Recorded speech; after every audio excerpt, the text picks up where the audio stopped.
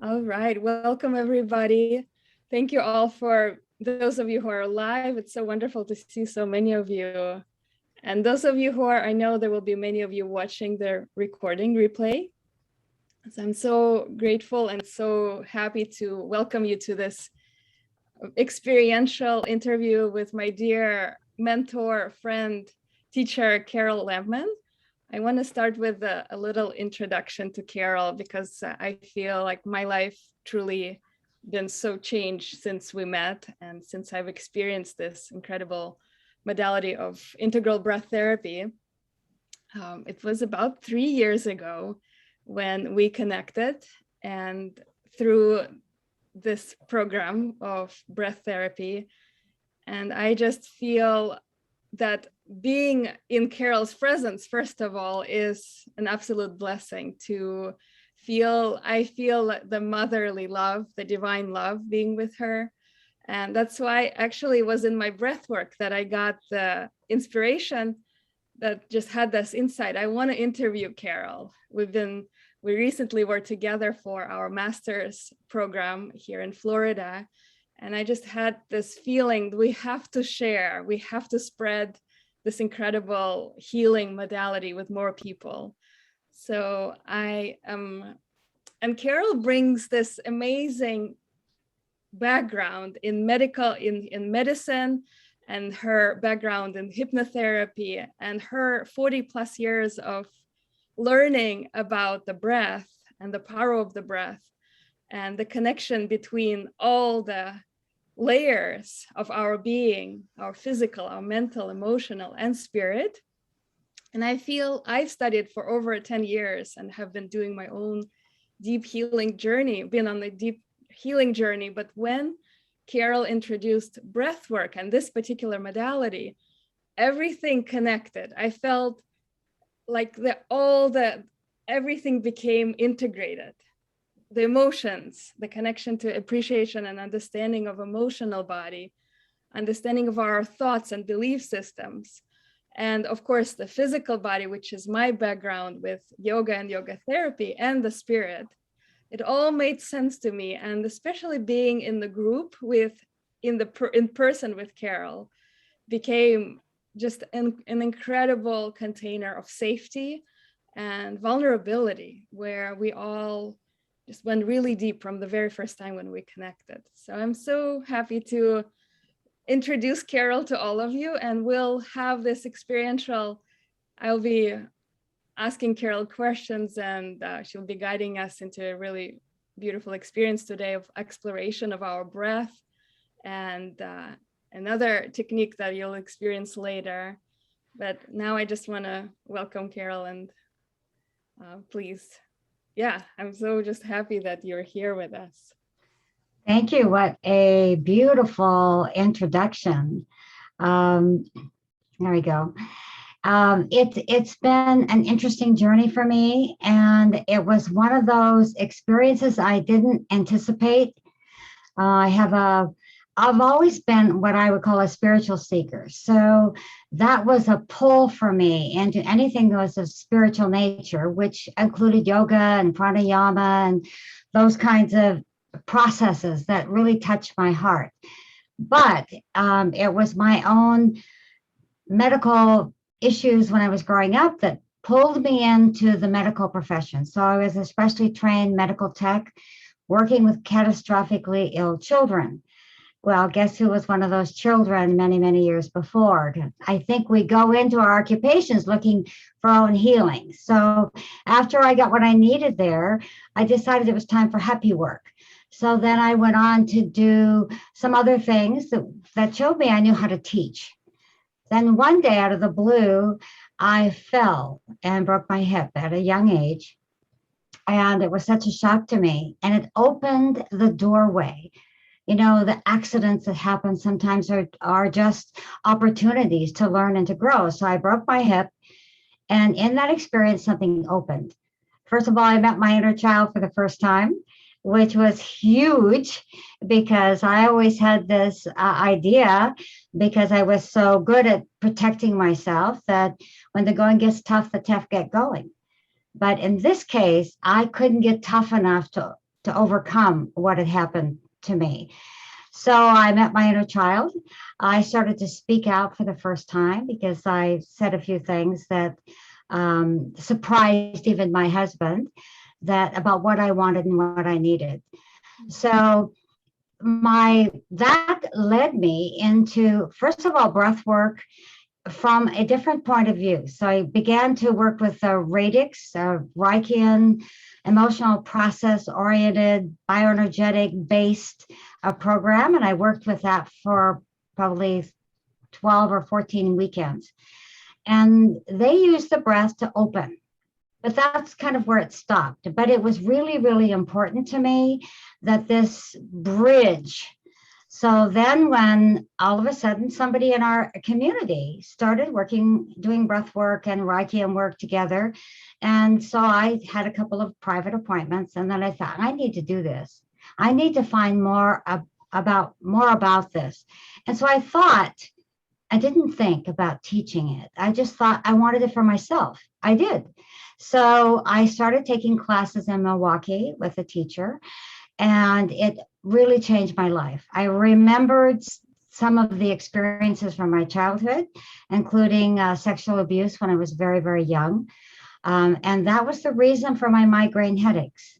The migraine headaches pushed me to look deeper into myself. Like, why is it I'm in so much pain all the time? And the more I stepped out into the world, the worse the pain got. So the more I was seen, and then I realized that being seen was not a good thing as a child. If you're seen, you might be the one who's the target for that night. So from there, I went on. I wanted to add more to breathwork. The breathwork training I did was called Rebirthing, and many of you are probably familiar with that.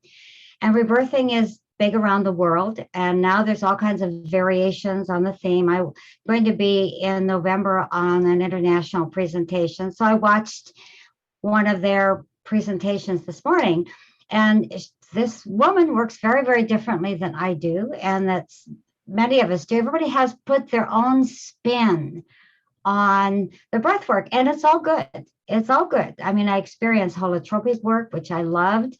I've worked with various teachers. When my teacher wouldn't answer my questions, of course, probably he didn't, because I was in my head and I wanted information. And so he would push me aside and say, just breathe. But the questions were good questions.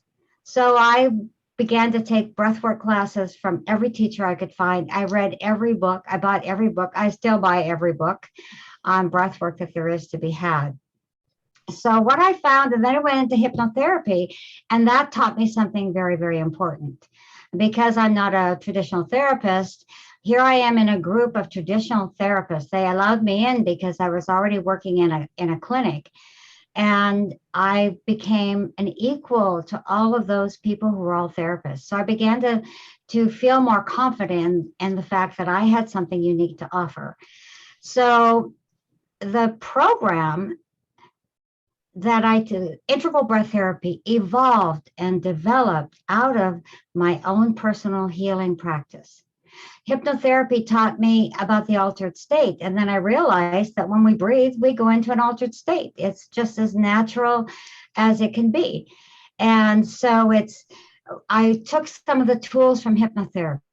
I took tools from other organizations. I took tools from Radix, which was really important to me in working with emotional process. So all of these different experiences I had, everything I did for myself to heal became part of the program. Nothing was more surprising to me than I work for other people. I would do a training, and then my clients would come, and all of a sudden that worked for them too.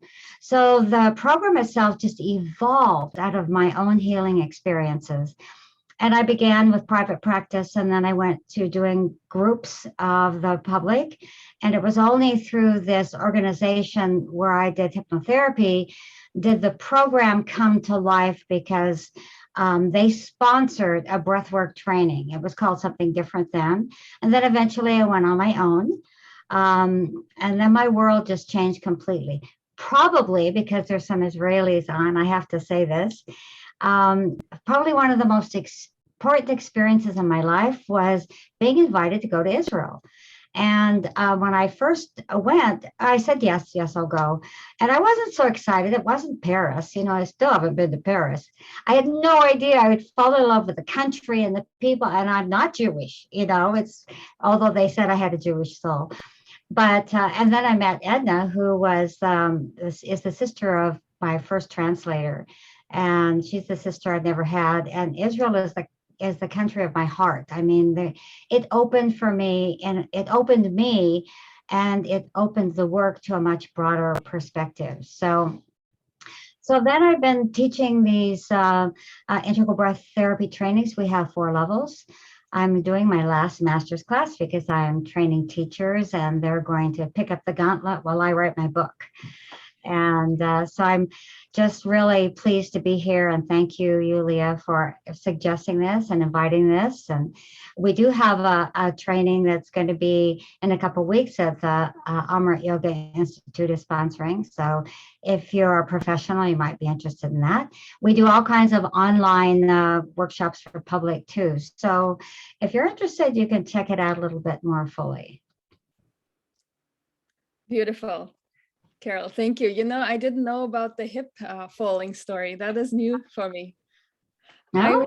I know the story about, of course, the childhood abuse and how the migraine were connected to that. I want to ask you, especially with what's happening in the world for over 1.5 years, that the world lives in fear, heightened level of fear. And I know your story. I would love you to share just a little bit more of how you had the belief that you were not safe in the world, right? That was like a core wounding from your... Because I wasn't. Right. Can you share a little bit, especially also with your travels to Israel, and how that evolved, how over time you came to the point where you feel more than you feel freedom to be, and to also be visible, and to travel, and to sleep by yourself in the hotel. Yeah, that was a big one. So in the process of working with the breath, I began to feel safer in my own skin. I began to trust in divine presence. I've never been afraid once in all my trips to Israel. And the first time I went, they were at war they were at war. They'd been at war many times when I've been there. I was also in Israel during 9/11. And it's like the whole time I just knew I was safe. And that's a process by which, there's nothing to fear but fear itself. I've never been afraid of COVID. That doesn't mean I'm not careful. I think it's really important to take care of yourself, but I've never been afraid. If I feel fear, I will take care of myself and remove myself from the situation. I would say to people, if I go to the airport to get on the plane to go to Israel and I feel fear, I will get off. I won't stay on, because I can trust my fear response as being something real. Because so many times we're afraid of something for the wrong reason. It's part of the old program. When I was young, I controlled my fear by shutting down and contracting. So I didn't feel anything. I mean, I just didn't feel fear. I rarely felt sad. I was just happy. That was the way it was supposed to be. So was that really true? No. When I broke my hip, it opened something, and I didn't feel fear, but the emotion flooded forward. And then I began to realize there was a whole level of who I was that was hidden from me.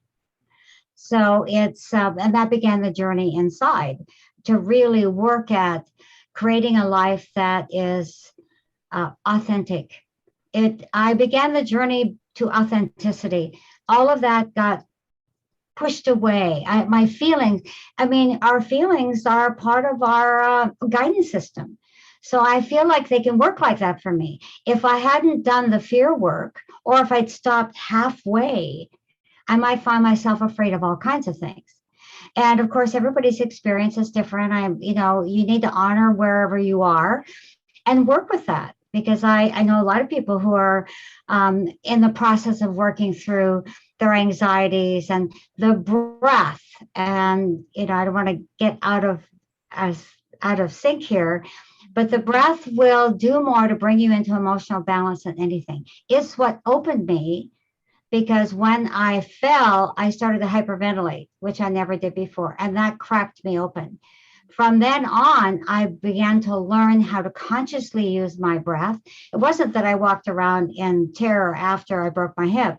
I was just aware that I heard my inner voice for the first time. I felt the inner child for the first time. And all of a sudden, my world changed, and for the better. And now I know what love feels like. It's not just a word I think. It's an incredible experience of being present to yourself and to others. Is that what you had in mind? Yeah. Oh, yes. More and more. So beautiful. Yes. I love this. The love is the experience that we have, being present to ourselves and to others and to our feelings and all parts of ourselves. Right. Love is letting go of fear. That is what love is. And it doesn't mean that you shouldn't have a healthy relationship with your emotions, including fear when it says, don't walk down that dark alley, because then you're getting guidance that that's not a safe place for you right now. But if you're afraid to go down any street, or afraid to be on your own, or afraid to stay in a hotel by yourself, and it's the hotel's in a good neighborhood, then you might look at like, what's really going on for me? What is being projected onto this situation? So we do a lot of work around sorting out and sifting what's right, what's good, and who we really are, and when to pay attention to the messages that come. Yes, beautiful, beautiful. Carol, would you like to now turn next to, I know you have a little presentation prepared for us. Yeah. So I'm thinking that maybe we will skip the meditation, or do you think we have time? I think we have time. Okay. Yeah. So this is a very simple version of an exercise that we do in our workshops, and we train our facilitators how to do this work. So I can watch somebody breathe and tell if they've been physically or sexually abused at a young age by watching their breath. I can see who's clinically depressed or who has anxiety disorder by watching them breathe. Now, not everyone is that dominant that you're going to pick it up immediately. Sometimes it's more subtle, but in the hands of a facilitator, a therapist, can you imagine what information you get from just the first 10 minutes of watching somebody breathe? So when it's really predominant like this, it really does make a difference. But for us today, I'm just going to do a little introduction, give you a chance to explore your breath and see what's going on, okay? So what I need for you to do now is just to close your eyes and connect to your breath. Breathe fully yet normally. And just follow my instructions as you explore your own particular breathing pattern, because we all have one. Some of them are really strong and some of them are more subtle.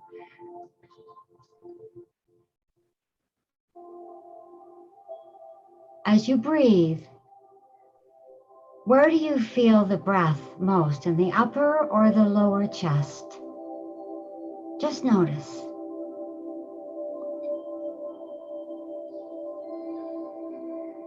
Notice the length of the inhale and the length of the exhale. Are they the same or different? Notice the pauses. There's a natural pause at the top of the inhale and the bottom of the exhale. Notice if one is being skipped over. You don't really stop there. There's a reason. Just notice.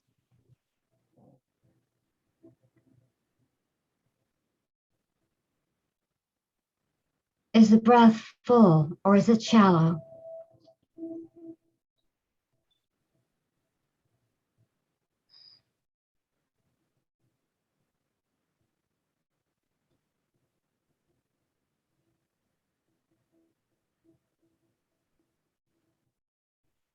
Now I'm going to count 60 seconds, and you're going to count the number of breaths that you're having in 1 minute.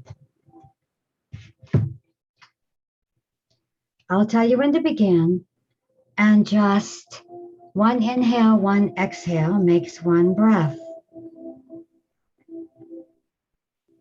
So when I say begin, when you get back to that point again, you count 1. Go.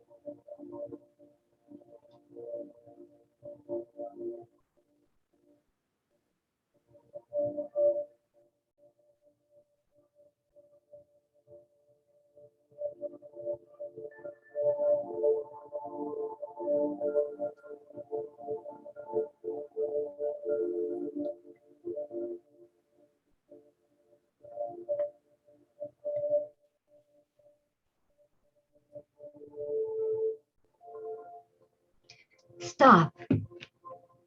And it's very likely that you have half a breath. So if you'd like to open your eyes now, I'm going to show you one more question. So hold the number in your mind, and then we'll ask you to chat it to us.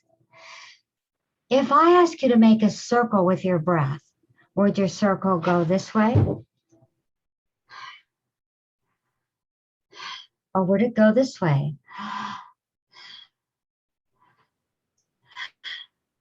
So sometimes your hands will tell you what you might not be aware of. So does it go up your body and down the front?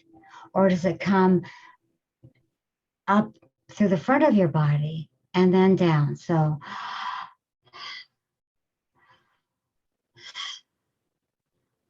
okay. So if you would like to text your number, and it's not necessary to text your direction, but the number is really interesting to see because very often we have a big difference, one person to another.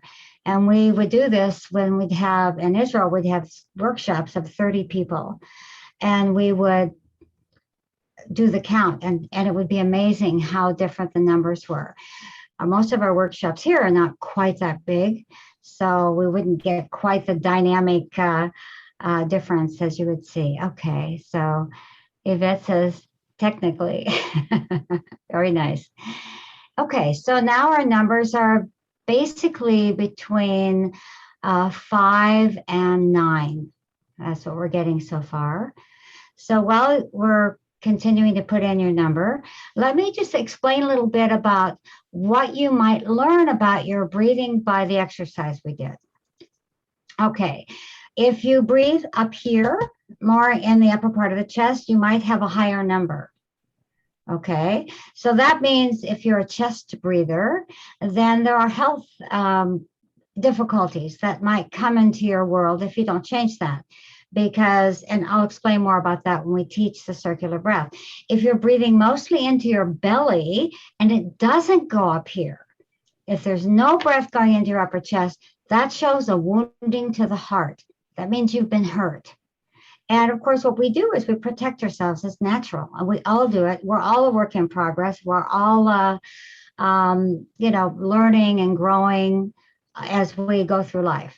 And life is teaching us all the time. But sometimes you just want to move the progress along a little bit. Move it along so you're not spending as much time. We don't have any really high numbers, because the average number for this exercise is about, mostly they're a little bit on the low side. Usually around 10 to 12 is the average number for this exercise.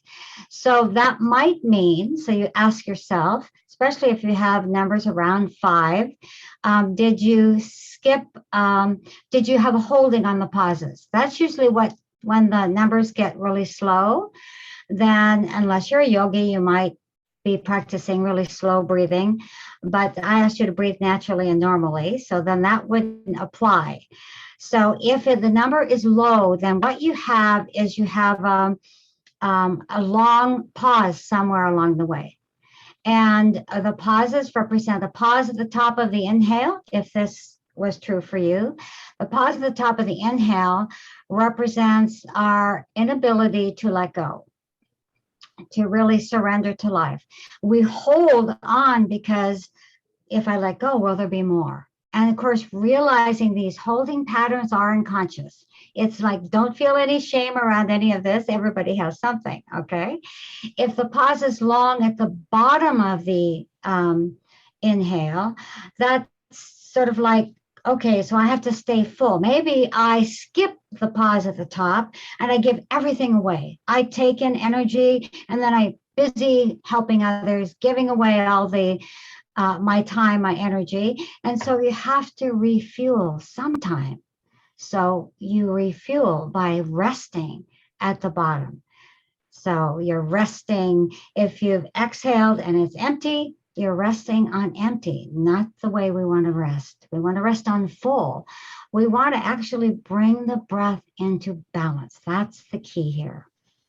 So if your breath is shallow, breath is life, breath is energy. The breath moves the energy in the body. So if it's shallow, that means you're not bringing in as much energy as you might need or want, okay? If it's full, then great. And the number is important because it's if you breathe up here mostly and your number's high, you might find yourself getting dizzy or hyperventilating, and then that will bring up issues around anxiety. If your breathing is contracted, like mine was, you would be frozen.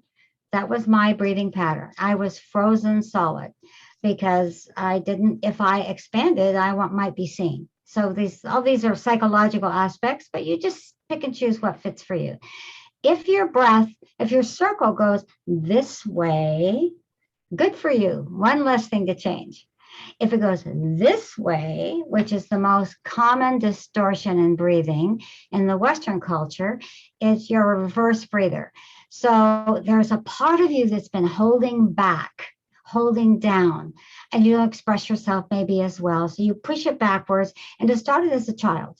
When you were a child and you cried, you might get this, stop that crying, or stop that talking. And so how did you stop? You swallowed your words, you swallowed your tears, and you held on tight so you wouldn't be in trouble, because children want to be loved and cared for. So it's the most common in our Western culture because, we're more repressed in the Western culture, and now parts of the rest of the world are catching up with us because more countries are being Americanized, and so it has its good part and its not good part. So here's the good news with all of that. The correction for all of the distortions is one thing. It's the same thing. It's the conscious connected breath, and you can practice it on your own. And we're going to talk a little bit more about that. You can change your life by just connecting to your breath. It opens something. And by connecting, what we do is we eliminate the pauses, which is where most of the holding is. So when we stop holding, little bits will bubble up and you'll get a chance to say, oh, wow, I didn't know that was a problem for me. I didn't know that was an issue for me. Maybe I'm going to fix that. And of course, some things you might need help from someone else. And for many things, you can do it on your own because the breath encompasses everything. It's a self-empowerment tool. You can do it for yourself. I would never make a decision about something important without breathing on it first, because here doesn't have anything new. It only knows what's been put there. When I breathe, I connect to my heart, and that's where the answers lie. So, okay, so I hope you learned something. I hold at the bottom. Wendy says I hold at the bottom of my exhale. Yeah, so that's really good to know. Okay, and coughing. A lot of times when people practice the circle, when we get to the little practice we're going to do, you'll yawn.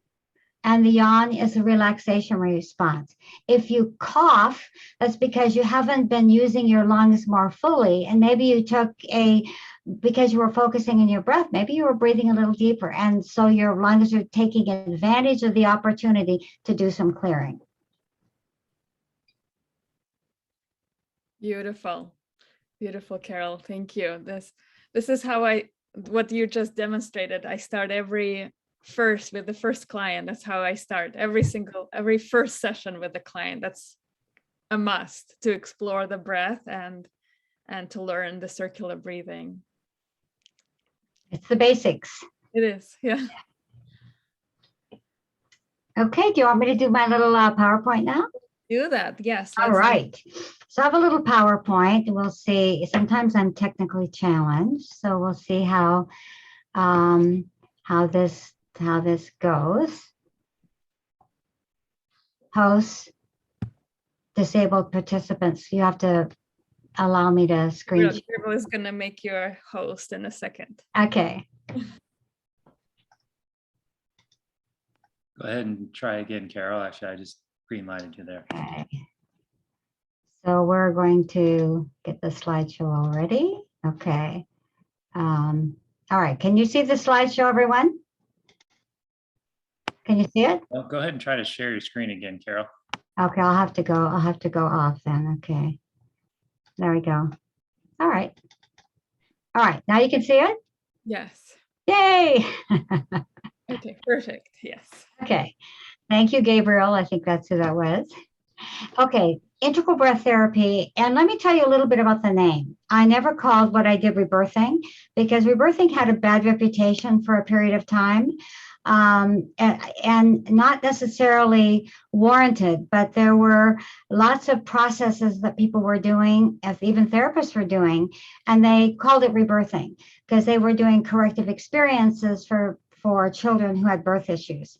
And there were some negative outcomes. And so when I was getting ready to work, I called I called it the integration process, because what we do is material comes up, we have awareness and we have understanding, our consciousness expands, and then it integrates into who we are, and we become more and more authentic step by step.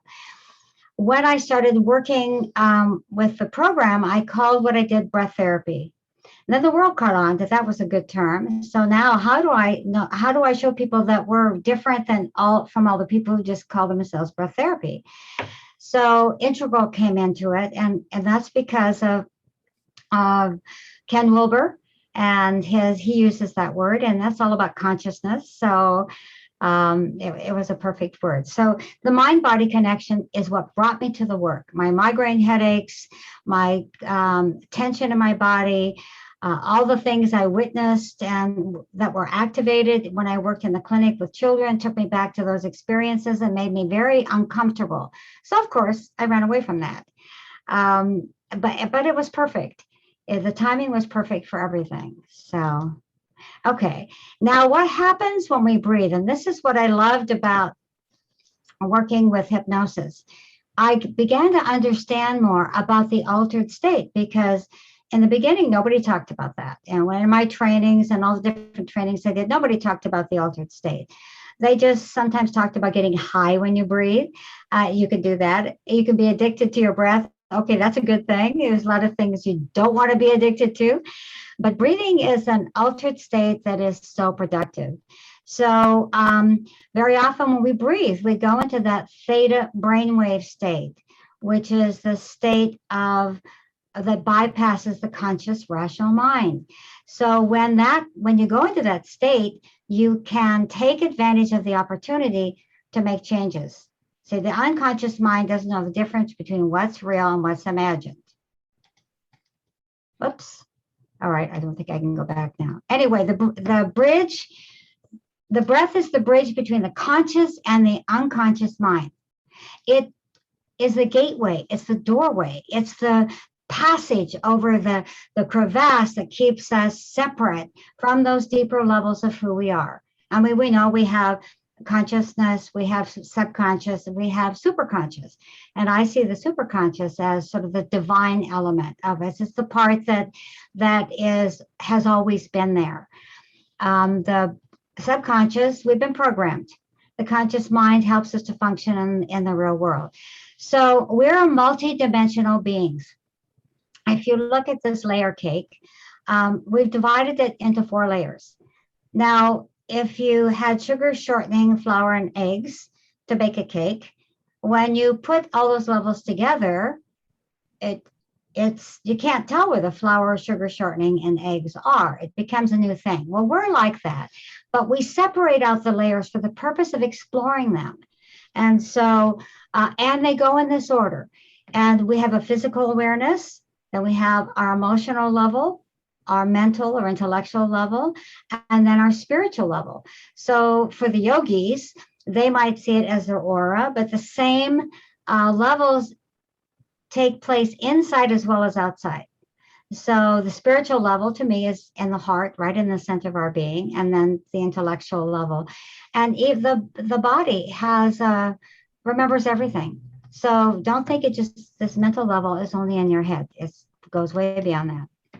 The average person breathes 18 to 20,000 breaths every day. 70% of the toxins are eliminated during the breathing process. Only a small percentage is eliminated through perspiration, defecation, and urination. How many people are not breathing full enough? How many people are not breathing enough? Or if you're over breathing, you're not taking the breath in deep enough to get to the lower part of the lungs where most of the blood vessels are. So, the body needs breath constantly. We can live 4 minutes, we can live days and weeks without food and water, and only 4 minutes without the breath. In fact, most people try to hold your breath for 4 minutes and you'll find you can't even hold it that long. Okay, so this is one of my favorite sketches, is the events of your past are now inscribed upon the tablet of your flesh, and today your body shows your life so clearly. So when we breathe, for example, it's the body has contracted in certain areas, and this is why we can see the traumas that are held physically, because they're held in the body.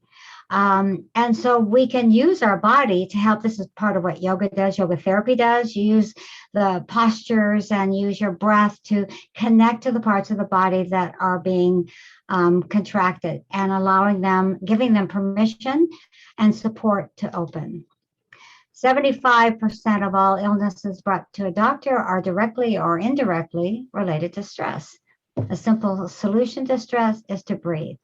The yogis knew thousands of years ago, if you use your breath in a certain way, something changes. Your consciousness changes. Your spirituality becomes more of a center or core of who you are.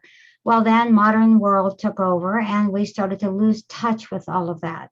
We live in a very stressful world with technology, etc. So we need to free the breath before some of the pranayama does its work. Because otherwise, like me, I was just putting control on top of control. I mean, I love pranayama. I could control it. I wanted to control everything because that's how I was going to keep myself safe. And that's how I'm going to be happy. Wrong. Migraines will take that from you in 2 seconds. So I'm an emotional being. So the body is the carrier of our history, but I'm an emotional being. So the flow of emotions brings richness to life. And can you imagine a life without joy and happiness, without the ability to feel a hug? Because if you aren't in touch with your emotions, you can get hugged and you won't feel it. So, and with COVID, listen, many of us were hug hungry because we were staying away from contact with others. So then we have fear.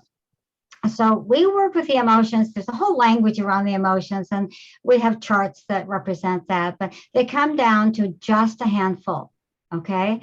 So fear is a primary emotion, and healthy fear keeps us safe. It says it's not okay for you to walk down that dark alley. It's not safe to go out and try to swim in water over your head. You got to learn where you can stand up. So healthy fear keeps us safe. Unhealthy fear keeps us separate, keeps us locked away. It keeps us from doing the things we want to do. And so we need a relationship with healthy fear. If you're out of touch with your emotion, you might do something stupid. I think about all the things I did that could have gotten me into a lot of trouble and didn't. And I was lucky. I think grace descended and took care of me. Anger is a secondary emotion. It's not primary. That underneath anger is fear. So every time you get angry about something, there's fear underneath there. There is a healthy anger, and we include it because it's so connected to fear and it's so important in daily life. So healthy anger says, don't touch me. It's not okay for you to treat me like that. It sets boundaries. And if you have no boundaries, if you don't have any boundaries, people are going to walk all over you. So a healthy anger doesn't mean that healthy anger needs to be aggressive. You see, it's just like, that's not okay with me. And my husband always says that when I get that tone of my voice, you should pay close attention because my anger is very quiet. That's not okay with me. And to the people in my world, like my kids, they all knew what that was. I didn't have to yell. I didn't have to scream to get their attention. I'd say, that is not okay. And then sometimes I explain why. So unhealthy anger hurts people, which is really problematic. You know, my father had anger issues, which is why I was too afraid to be in touch with my own. Sadness. Sadness is a natural expression of loss. If we're human, we're going to have loss. We just had a friend lost their dog, and the grief was amazing. We lose people we love. We lose a favorite job, or we retire and leave our friends behind. It's natural to grieve the losses. If we don't, they stay in the body. Every tear you've never cried is still inside. Just think about that. See, I wasn't a crier. So when I broke my hip and I started to cry, it was like a river. And it was like, wow, it was just so amazing to open to that level. I didn't know it was there. And so I think that when we need to learn a lesson, we get a tap. And if we don't learn it, we get a little push. And then we get kicked on the ground. And so we when we work with the breath, we learn to start paying attention to what life is bringing, paying attention to what's happening around us. So sadness needs to be grieved, and it doesn't go away. I have a really good friend. I asked her mother died, and they were very close. And I said, do you ever cry about your mom? And she said, oh, no, if I started to cry, I'd never stop. And so I said to her, you know, well, that's a shame. Well, guess she ended up with cancer about 6 months later. The body can only debrief or release just so much. We have to go through the process and now hold it. This is why Louise Hay could say that this issue takes place in this part of the body, because we're all kind of built the same, you know, male or female, we all have the same organs, we have the same energy system. So it's this is what is underneath and around a lot of diseases today. Guilt and shame. Now, guilt and shame are very interesting because they feel very much alike in the physical body. So we have to pull them apart because guilt is natural. Nothing struck me more than going to different countries, and seeing different cultures and realizing that I would feel guilty if I did that, but their culture doesn't allow that. I mean, it's just they have different rules, and we live in a society and we're trying to be a part of that. And so if we go against that which we believe to be true, we're going to feel guilty. But guilt can be corrected. And in our work, very often we're helping people correct those experiences of guilt. Now, shame is not natural to us. It's the belief that there's something wrong with me, that I've done something wrong, I'm not lovable, I'm not, it's all about lies. You know, I have to be good, or nobody's, you know, I'm bad. So what we do is we have to take the two and explore them, because they cross over. Like if you put your fingers together, and I don't know if you can see me or not, but if you put your fingers together, one is guilt and one is shame, then you need to pull them apart and say, okay, this is guilt. What can I do to fix this? This is shame. And to realize that it's not natural for you. And we need to forgive ourselves and to do the work around releasing shame because it's not natural. Okay. So love is who we are. Underneath all of that, piled on top, is pure love. And all you have to do is watch a child. A child wants one thing, to love and be loved in return. That is it.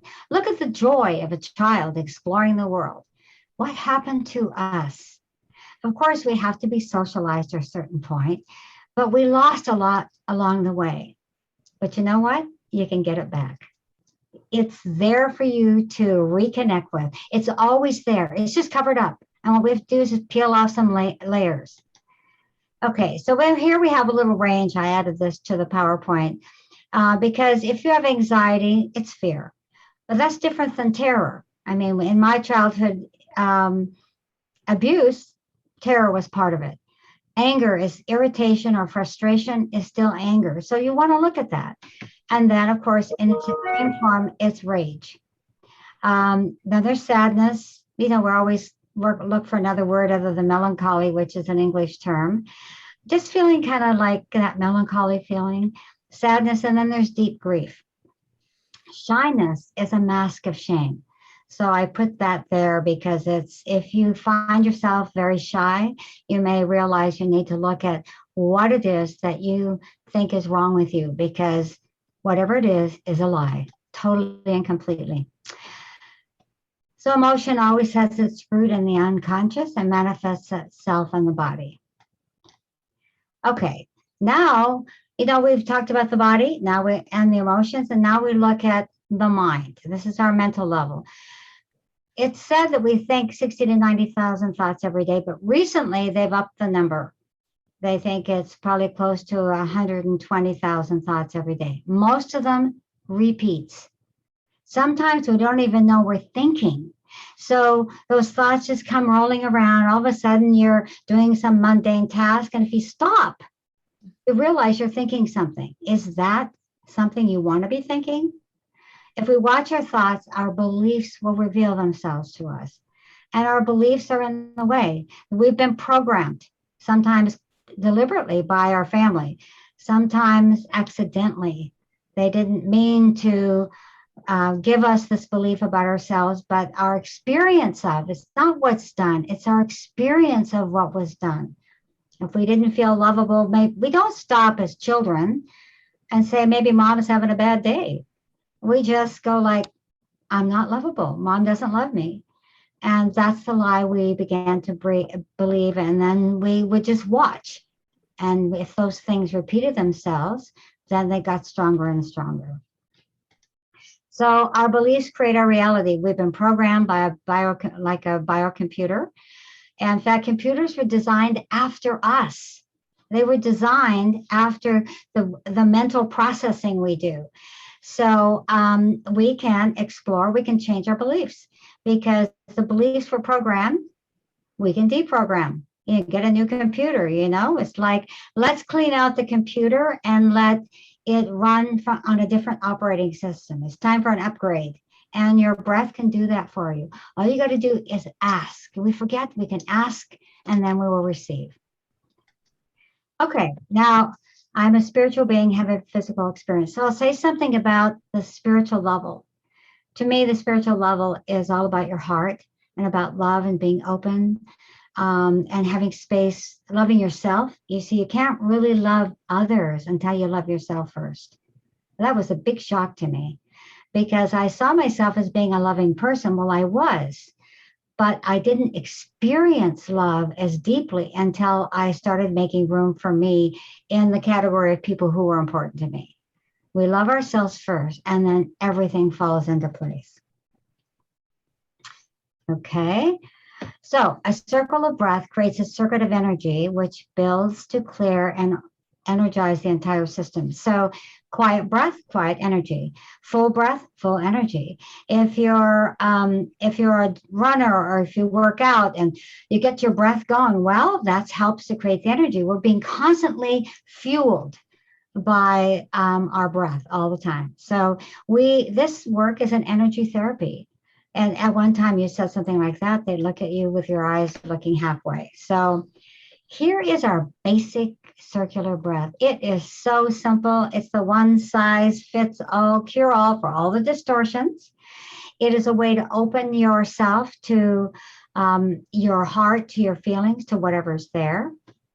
Now so we talk about making a circle of breath, but it's really more like it's more elliptical, but we want to emphasize the circle. So that's why the circle is really big here. This breathing exercise is safe for everyone. There are some breathing exercises that are a bit dramatic and a bit strong. So we may find that it moves too much energy too quick. This is the perfect place to start. And some people never do anything more than this circular breath. We do other breathing processes and practices in our work, but this you can do for yourself. By the way, if you have someone who is a heart attack patient, do you know the people who breathe only up here? I said there are health complications that can come with that. They found at Northwestern University that all heart attack patients, not some, all were reverse breathers. And so their circle went the other way. And so what happens is that so much tension, or they're chest breathers. So there's tension in the chest. So if you teach the circular breath, it moves the energy, it moves the tension out of the body. So heart attack patients, I did meet one time a heart cardiologist who started doing classes after an experience with me, and I was moving. So I gave him a student's contact information. They started teaching all their heart attack patients how to do the circular breath. And I'm sure it just made all the difference in the world. It reduces stress and creates a peaceful state of mind. Now, in this breath, we fill from the bottom up. Now, I mentioned before that what we have is we fill the belly and then we fill the chest, because the lungs are long. Now, we know that you don't have lungs in your belly, do we? No, we don't. They stop before that. But if your belly moves, then you're using your diaphragm all the way to the bottom. So if you take a few minutes now just to practice this breath, we breathe through an open mouth. Let me tell you why. Because the open mouth is activating. And it also, if you go like this, or you go like this, just see what gives you more air. We need to expand the capacity of our lungs so that we're healthier and happier. So we want to breathe through an open mouth. That's not how you breathe in your life. It's a practice. Don't worry, you won't become a mouth breather, because that's not good either. But as a practice, you breathe through an open mouth. So put one hand on your belly and one hand on your chest, and then begin to breathe. No pauses. So you keep practicing. And it should come all the way up. It took me years to get my breath all the way up to the bottom of my throat, because this was so contracted. Why was it contracted? My heart had been wounded by the abuse that I experienced. And so everything in combination. So as I open my breathing, I also open my heart, because they're connected. We can't take apart all the pieces. We're one being. So as you practice this, no pauses. If you start to yawn, then that's a relaxation response.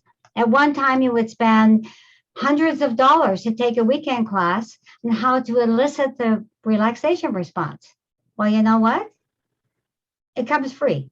You can do it for yourself. You don't need a class.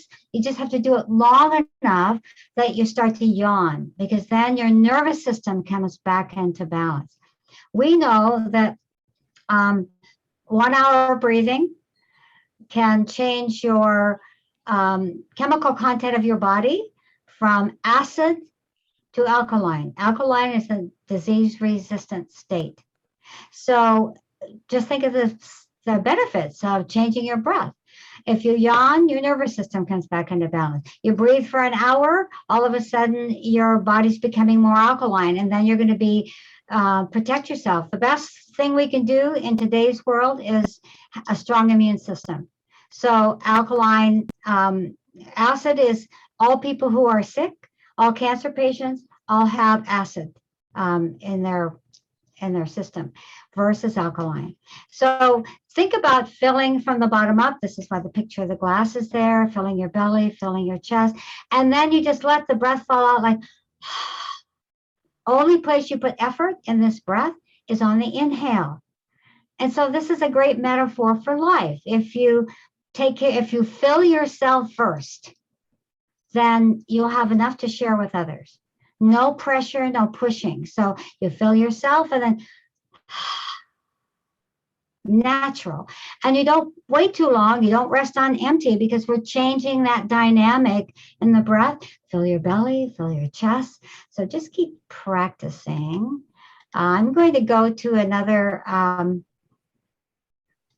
as you practice, I'm going to show you something you can tune into on our YouTube, on my YouTube channel. Just go to YouTube. It's Carol Lampman, and we have several now, but only one on the public site. And it's called the Ideal Breath.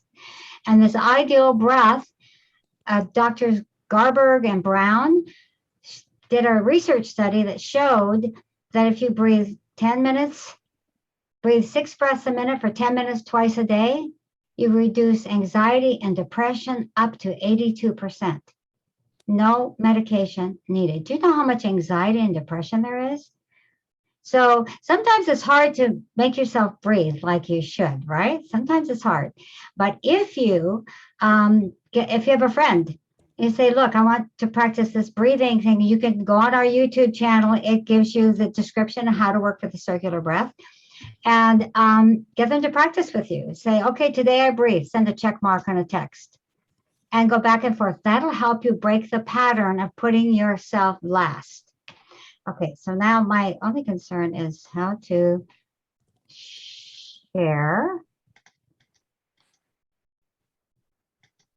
Okay, let's see if I can do this nice and smoothly like I want. No, it's not going to work. Begin the inhale. Okay. And breathe along with me. Nope. The ideal breath. Okay. So I'm trying to figure out how to screen share and get to that little thing. So, okay. So we have here, share screen.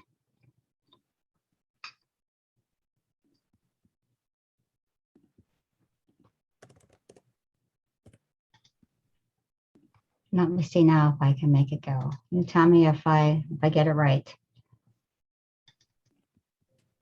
Can you see it? When you hear the bell, Not yet. You can. Good. No, not yet. Yeah, You can? Go ahead and hit the share screen button on Zoom again. Make sure you go back to the Zoom window and there's that green share screen button. The original key that I recorded it in. Okay. But it doesn't show me the, okay, maybe if I do it here. I'm not sure I can get to it, Gabriel. It's if I'm on Zoom.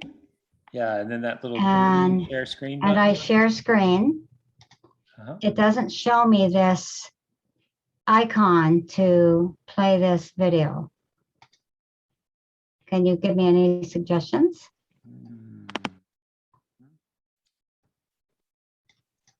Okay, maybe. Okay, let me see if this works. Let's see if you can close that one down and then just. There we go. Is that there? No, not yet. It's there? Nope. No. when you hear Okay. the bell, begin the Well, Try one more time and just go back to the Zoom window and you see where they're that on the bottom, there's. okay, I that- have to get out of here first. Yeah. Okay. And then on the bottom, there's of Zoom, there's the share screen green button. I can push the blue button, but it doesn't show me this particular piece I want to share. There's a little tiny arrow to the right of it. If you click that, it'll kind of show like your options of what you want to share. Okay. There you go. Now we're starting to see what you're sharing. And then just Okay, open the so window. We can see your tell me. desktop, Carol. There? There you go. Yeah. Oh, yay. Perfect. When you Okay. hear the bell, So begin the inhale and breathe I want you along to with practice me. your breath The with this. ideal breath.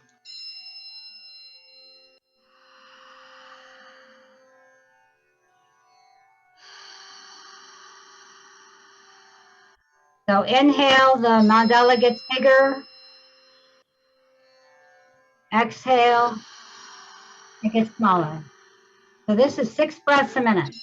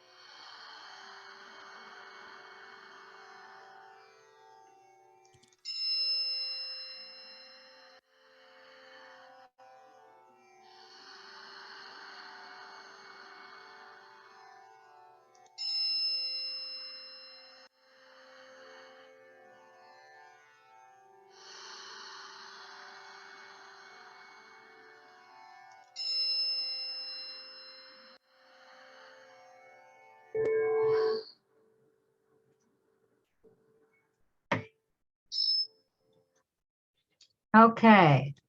So I don't know if you enjoyed that or not. It also creates an altered state so that if you want to explore something, you can use this mandala because we're pretty sure it takes you to a theta state. We just need to get equipment to prove that.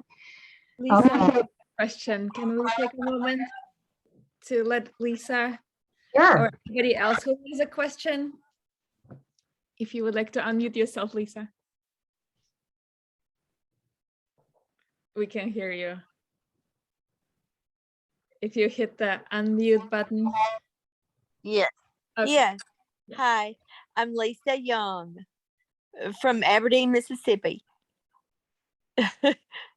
It's good to see you, Carol. I'm sorry I was late. I've never done Zoom. I've done it in other ways, through Messenger and stuff. But anyway, I'm so happy to be here. Thank you so much. Old friend. Well, not old, but friends for a long time. Okay, so at the YouTube site, I see somebody asked that question, is Carol Lampman on YouTube. And I see that Yulia put the link to this ideal breath, and it goes on for 10 minutes and stops. And so it's a support to practicing your breathing, as well as it puts you in that altered state. During that altered state, there's energetically, all these 4 levels are linked. So I'm just going to tell you how it works, and you can give it some thought. If you are having an experience that makes you uncomfortable, if you're upset about something, then what you do with this is write on a piece of paper, when you did or said, I felt, and write the feelings down. Don't go into a whole story. The story's not important, but how you feel is. So when you did or said, I felt. And what that takes me back to is, so you can be breathing and spend some time with this circular breath and see what it takes you back to. Because if you go all the way back, you might go to an earlier experience, and then even an earlier experience, to get the belief. Like what were you feeling when this happened? Where do you feel it in the body? What are the thoughts you're having? If you will write those little pieces down, then you can go back to the earliest time you felt like that. And you can unravel the chain of events so that you can say that you can see it's not true. The little child just wanted to be loved. So a child is in the functions of the theta brainwave state until they're 6 or 7 years of age. This is how our biocomputer is programmed. It's programmed with all the things that happen to us. They don't have the ability to discern if this is true or accurate or if it makes sense at all in life. Everything goes right in. So when we're in that relaxed state and you decide you're going to change that belief, you can just start saying to yourself, I am lovable, and it'll go right in. So the more you practice it, the more you take away the energy of that negative belief that you've been carrying. And our negative beliefs are attracting our life experiences. Why is this happening to me again? Do you ever wonder sometimes why you're having that experience again? It's because there's 2 ways to look at it, that we're attracting it. But I like to think of it as, yes, we're attracting it so we can see the lie, so we can find the truth. And it will keep coming back to us until we correct it, because there's a part of us that we call the inner healer that wants us to be whole and complete. And that inner healer is going to give us opportunities to find the truth. And it's worth whatever effort it takes. It's life-changing.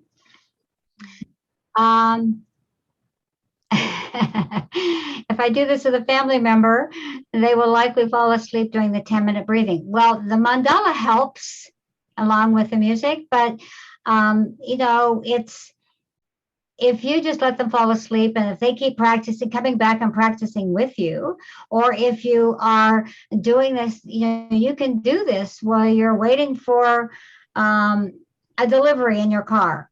So you don't even have to close your eyes for this.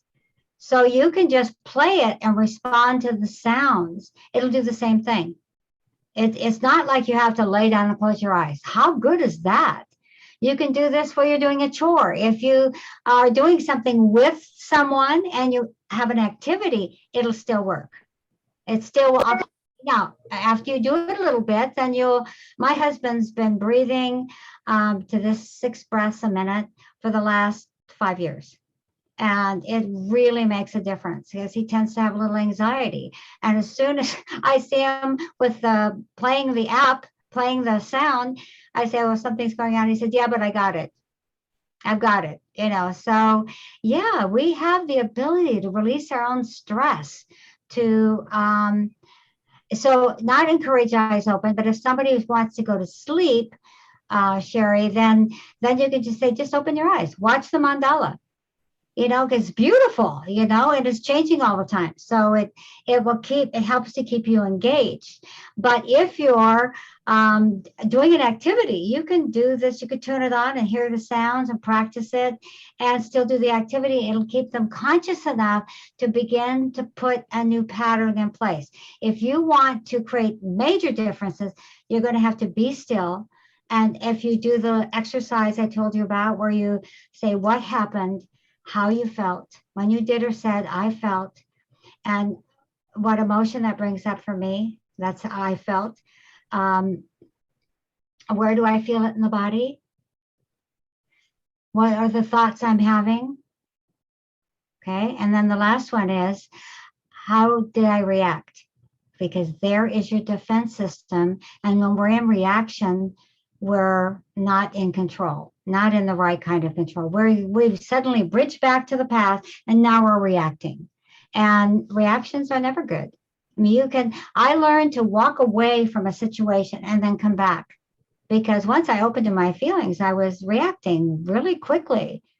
And so I'd say, I come back and I say, when you said that to me, I felt like a small child being admonished by her father. So I learned to use this with my husband rather than reacting. And then pretty soon he learned to do the same thing in reverse. He'd say, when you did that, he said, I just felt like my mother just, was pushing me aside.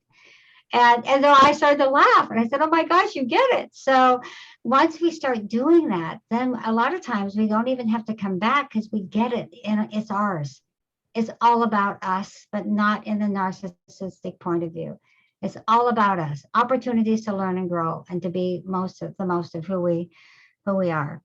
So, we do trainings for professionals. We also do programs for the public. If you're interested in our newsletter, you can go onto the website and just sign up and you get lots of hints and tips and meditations. The website has lots of exercises and material in there you might enjoy, including a CD that's called Breathe that you can download digitally. You can practice more on your own because it's breath in the body, breath in the mind, breath in the emotions, breath in spirit. So you can continue your exploration. If you decide you want to do something more with someone, then you can go on our on the site. It's also a referral list. If there's nobody in your neighborhood, you can send me a note and I'll respond. You might end up with somebody about Yulia. Yulia's a student. She's going to be teaching, hopefully, for us. And she's got her own program coming up and she's amazing. I mean, as you can tell. So do you want to talk about that, Yulia? Sure. Yes. I put a couple links just now. I just want to say in the comments, there's a first link I just want to say about the program coming up, which is the closest that Carol is teaching is 2 weeks. And I will be there too. So I put the link for that.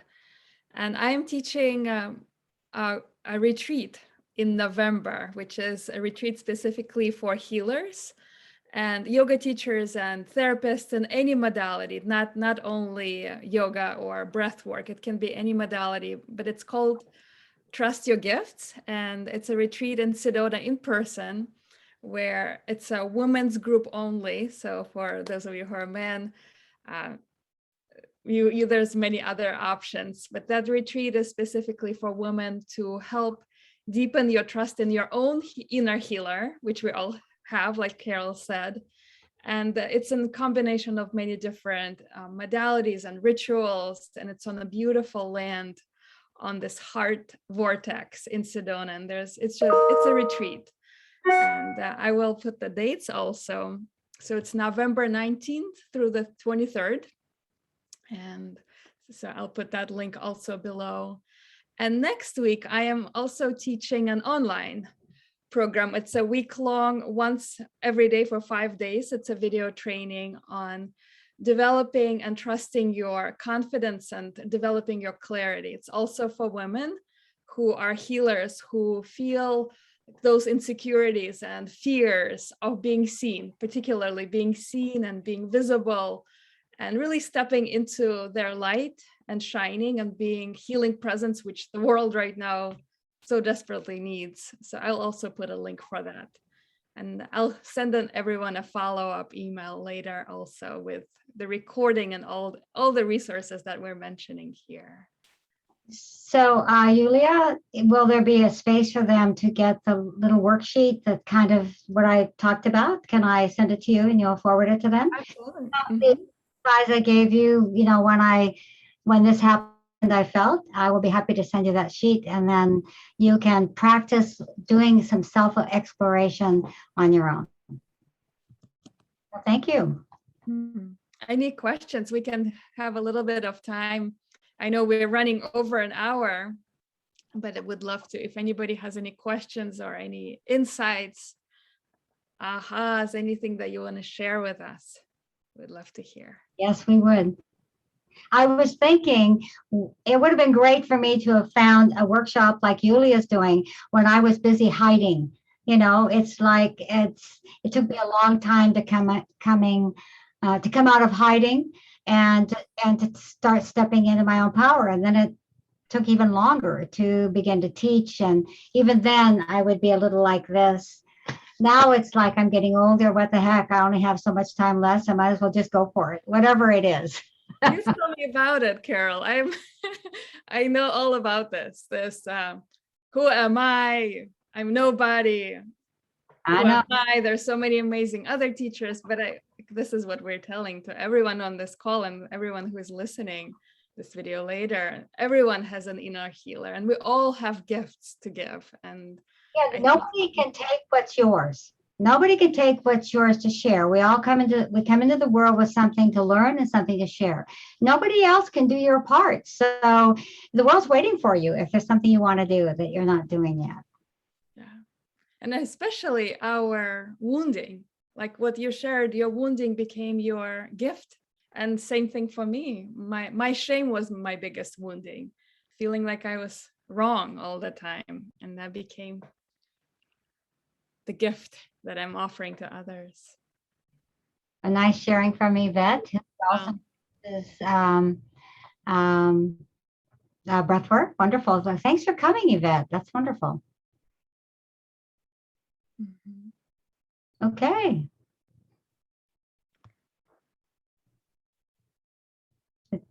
Hi, Gilad.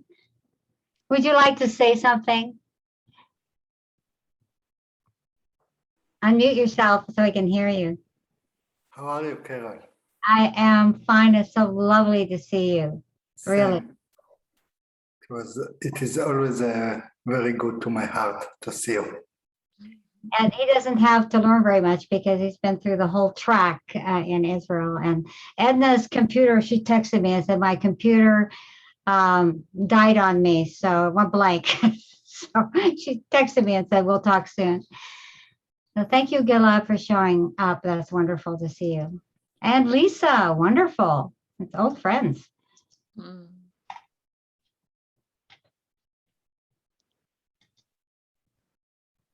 going to gallery view so I can see if there's anybody else I know. Oh, Joni Mara was here also. Hi, Joni. Okay. Fran, that was beautiful and clear. Yes. Hi, Carol. Hi, Jody.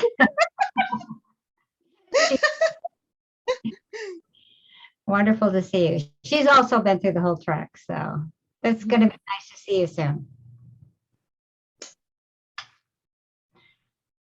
Okay.